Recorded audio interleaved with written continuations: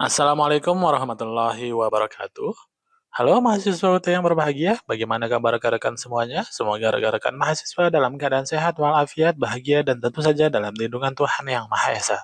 Rekan-rekan mahasiswa UT yang budiman, kali ini rekan-rekan mahasiswa akan menyimak penjelasan ringkas mengenai perkembangan sastra Indonesia tahun 50-an dan tumbuhnya sastra majalah. Dalam kegiatan ini, rekan-rekan mahasiswa diharapkan nantinya dapat menganalisis peran strategis majalah dalam memfasilitasi perkembangan corak atau gaya, tema, dan kemunculan penulis-penulis baru dalam sastra Indonesia periode 1950-an.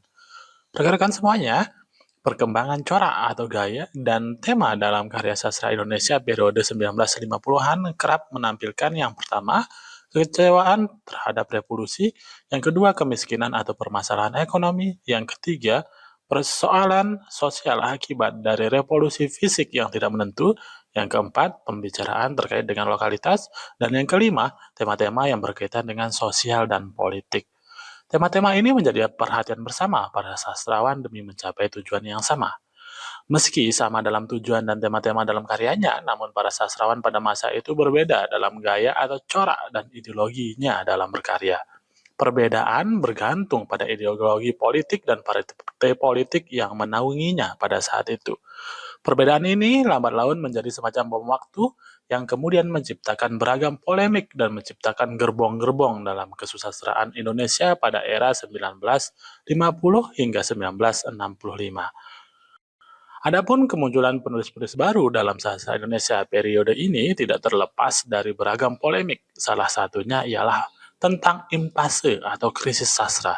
Krisis atau impase sastra di dalam tubuh kesusastraan Indonesia awalnya dibicarakan di Jakarta tahun 1952 dan di Belanda pada tahun 1953. Lalu melalui tulisan karya Sujatmoko yang berjudul Mengapa Konfrontasi yang terbit pada majalah Konfrontasi pada bulan Juli hingga September 1954, isu tentang krisis kesusastraan Indonesia secara lantang dan berembus kian kencang.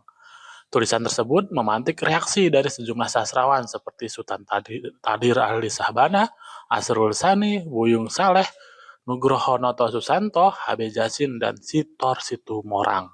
Perdebatan tentang eksistensi sastra Indonesia periode 1950-an tersebut berakhir dengan hadirnya H.B. Jasin melalui makalahnya yang berjudul Kesusastraan Indonesia Modern Tak Ada Krisis yang disajikan pada tanggal 5 Desember 1954 dalam sebuah simposium, yakni Simposium Dis Natalis Fakultas Sastra Universitas Indonesia.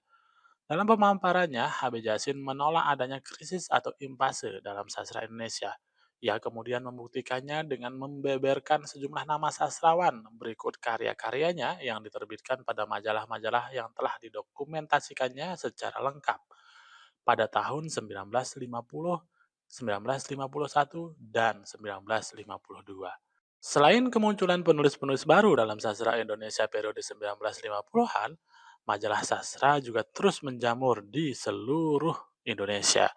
Hal ini diakibatkan karena situasi sosial, politik, dan juga ekonomi yang tak menentu pasca kemerdekaan pada dekade 1950-an yang berimbas pada dunia penerbitan. Banyak penerbit yang gulung tikar seperti Pustaka Rakyat, Pembangunan, Tinta Mas, bahkan penerbit Balai Pustaka sejak tahun 1953 kedudukannya mulai tak menentu. Majalah-majalah yang terbit di Jakarta dan Yogyakarta saat itu menjadi wadah utama perkembangan dan pertarungan ide-ide sastra. Namun majalah-majalah seperti Abadi, kemudian ada Pujangga Baru, Gelanggang, Mimbar Indonesia, Zenit Indonesia, Kompas, Kisah, Prosa, Genta, Seni, Konfrontasi, Cerita, Budaya, dan Basis bukan hanya menjadi wadah publikasi karya sastra, melainkan juga menjadi arena diskursus intelektual yang menandai arah perkembangan sastra Indonesia pasca revolusi. Nah, rekan-rekan mahasiswa yang budiman, demikianlah penjelasan ringkas terkait materi tentang perkembangan sastra Indonesia tahun 50-an dan tumbuhnya sastra majalah. Semoga penjelasan ringkas ini berguna bagi rekan-rekan mahasiswa UT yang budiman.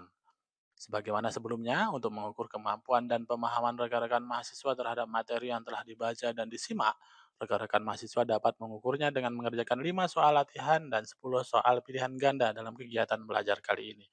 Semoga sukses, sehat, dan bahagia selalu. Sampai jumpa pada kegiatan belajar berikutnya. Terima kasih. Wassalamualaikum warahmatullahi wabarakatuh.